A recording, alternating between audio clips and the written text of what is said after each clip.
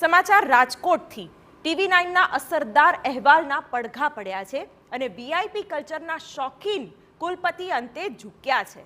કુલપતિ ડોક્ટર ઉત્પલ જોશીએ સરકારી કારમાંથી સાયરન હટાવ્યું છે।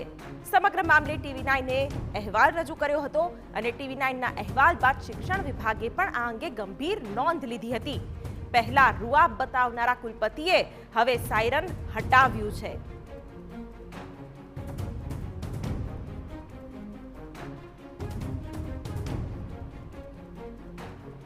સૌરાષ્ટ્ર યુનિવર્સિટીમાં હમણાં જ નિયુક્તિ મેળવેલા કુલપતિ ડોક્ટર ઉત્પલ જોશી કોઈ જ ઇમરજન્સી સેવામાં ન હોવા છતાં તેમની સરકારી ગાડી પર સાયરન લગાવીને ફરતા હતા।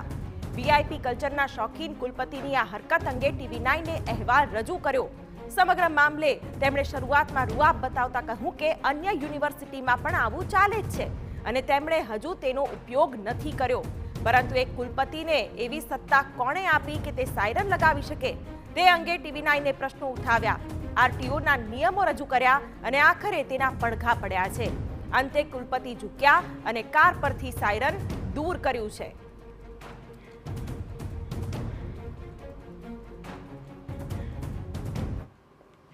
અમારા સંવાદદાતા મોહિત ભટ્ટ આ વિશે વધુ વાત કરી રહ્યા છે। મોહિત, ઘણા ઇમરજન્સી વ્હીકલ પર સાયરન હોઈ શકે છે, આરટીઓએ પ્રમાણિત કર્યા હોય તેવા વ્હીકલ પર સાયરન હોઈ શકે, પણ સૌરાષ્ટ્ર યુનિવર્સિટીના કુલપતિની ગાડી પર સાયરન શેનું?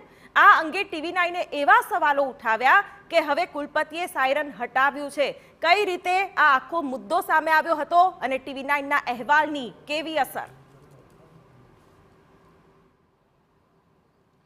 શિવાની, એક તરફ રાજ્ય સરકાર અને કેન્દ્ર સરકાર છે તે વીઆઈપી કલ્ચર છે તેને દૂર કરવા માટેના પ્રયત્નો છે તે કરી રહી છે અને તેમને જે સરકારી બાબુઓ છે આ ઉપરાંત મંત્રીઓ છે તેઓ વીઆઈપી કલ્ચરથી દૂર રહેવાના પ્રયાસો છે તે કરતા જોવા મળતા હોય છે। પરંતુ રાજકોટની સૌરાષ્ટ્ર યુનિવર્સિટીના કુલપતિ, નવનિયુક્ત કુલપતિ ડોક્ટર ઉત્પલ જોશી છે, તેઓએ કુલપતિ તરીકે જાન્યુઆરીમાં એટલે કે 11 જાન્યુઆરીએ ચાર્જ લીધો અને 1 મહિનો પૂરો ન થયો હતો તે પહેલાં જ તેમને પોતાની જે સરકારી કાર છે તે સરકારી કારમાં સાયરન લગાવી દીધું હતું અને એક પ્રકારે જે સૌરાષ્ટ્ર યુનિવર્સિટીમાં રોફ જમાવવાનો, આ ઉપરાંત કોઈ પણ પ્રકારના તેઓ ખાનગી કે સરકારી કાર્યક્રમમાં જાય ત્યારે સાયરન સાથે પહોંચવા માટે એક રોફ જમાવવાનો અને એક વીઆઈપી કલ્ચરને પ્રોત્સાહન આપવાનો એક પ્રયાસ છે તે કરવામાં આવ્યો હતો। TV9એ ગઈકાલે આ અંગેનો મુદ્દો છે તે ઉઠાવ્યો હતો, સવાલો ઊભા કર્યા હતા, ત્યારે જે કુલપતિ છે તેમનું બેવડું વલણ છે તે જોવા મળ્યું હતું। એક તરફ તેઓ દાવો કરી રહ્યા હતા કે તેઓ વીઆઈપી કલ્ચરને પ્રોત્સાહન આપી રહ્યા નથી, બીજી તરફ સાયરન દૂર કરવા માટે તેઓ પોતાની તૈયારી છે તે ન દર્શાવતા જોવા મળ્યા હતા।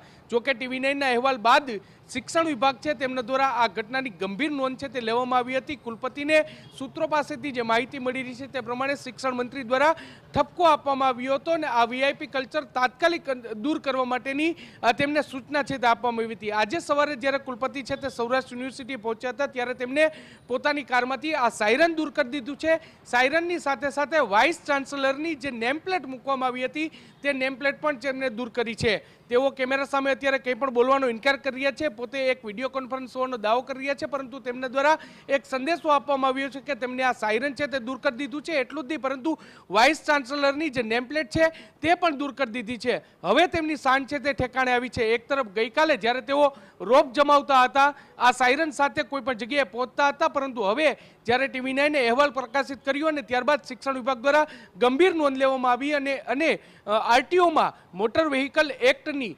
119મી કલમ હેઠળ પણ આ ગેરકાયદેસર રીતે તેમને સાયરન મૂક્યું હતું। આ સાયરન છે તે હવે તેમને દૂર કર્યું છે। જી શિવાની। બિલકુલ મોહિત, જોડાવા માટે આભાર। તો TV9ની અસર અને કુલપતિએ હટાવ્યું છે સાયરન, ન માત્ર સાયરન પણ કુલપતિ લગાવેલી જે નેમ પ્લેટ છે એ પણ હટાવી દેવામાં આવી છે।